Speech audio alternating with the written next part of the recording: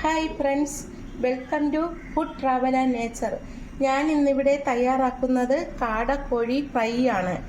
6 കാടക്കോഴിയാണ് ഞാൻ എടുത്തിരിക്കുന്നത്. ഓരോ കാടക്കോഴിയും ഇതുപോലെ വരഞ്ഞ് വെച്ചിട്ടുണ്ട്. ഉപ്പും മുളകും പിടിക്കാൻ വേണ്ടിയാണ് ഇങ്ങനെ വരഞ്ഞെടുത്തത്. ഇതിലേക്ക് നമുക്ക് 1/4 സ്പൂൺ ഉപ്പ് പൊടി ചേർത്ത് കൊടുക്കാം. ഒരു 1/4 സ്പൂൺ മഞ്ഞൾപ്പൊടി ഇട്ട് കൊടുക്കാം. എന്നിട്ട് ഇത് നല്ലതുപോലെ ഒന്ന് നമുക്കിത് മിക്സ് ചെയ്യാം. കൈ കൊണ്ട് തന്നെ മിക്സ് ചെയ്യണം. എന്നിട്ട് നമുക്കിതിലേക്ക് 1 സ്പൂൺ മുളക് പൊടി ഇട്ട് കൊടുക്കാം. ഇതിലേക്ക് നമുക്ക് 1/2 സ്പൂൺ ഗരം മസാല ഇട്ട് കൊടുക്കാം. വെളുത്തുള്ളി, കുറച്ച് പെരിഞ്ചീരകം ഇത് നമുക്കിതിലിടാം.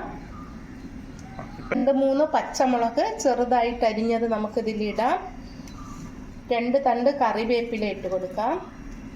എന്നിട്ട് നമുക്കിതിലേക്ക് ഒരു 1/2 സ്പൂൺ കോൺഫ്ലവർ ഇട്ട് കൊടുക്കാം.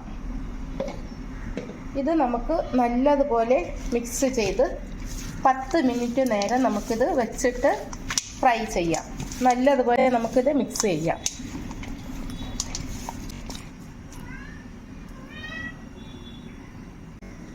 പത്ത് മിനിറ്റ് സമയം കഴിഞ്ഞ് നമുക്കിനി ഈ കാട ഫ്രൈ ചെയ്യാം.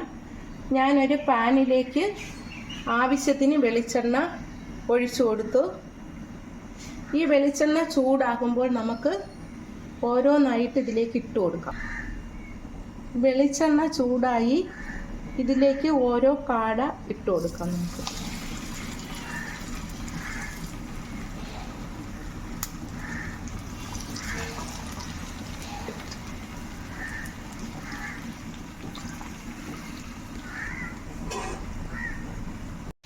കാട ഫ്രൈ ആയി വന്ന് നമുക്ക് മറു സൈഡും കൂടി തിരിച്ചിട്ട് കൊടുക്കാം. ഓരോന്നായിട്ട് നമുക്കിത് മറിച്ച് ഇട്ട് കൊടുക്കാം.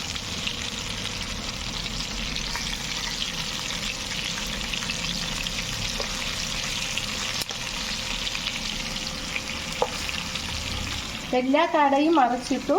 മറു സൈഡ് കൂടി മുരിഞ്ഞ് വരുമ്പോൾ നമുക്ക് തീ ഓഫ് ചെയ്യാം. നമ്മുടെ കാട ഫ്രൈ റെഡിയായി. നമുക്കിനി ഇതൊരു പാത്രത്തിലേക്ക് കോരി മാറ്റാം. ഇവിടെ കാട ഫ്രൈ റെഡി ആയിട്ടുണ്ട്. എൻ്റെ ഈ വീഡിയോ ഇഷ്ടമായെങ്കിൽ എല്ലാവരും ഇതുപോലെ ട്രൈ ചെയ്ത് നോക്കണം. എൻ്റെ ചാനൽ സബ്സ്ക്രൈബ് ചെയ്യണം, സപ്പോർട്ട് ചെയ്യണം. Thank you.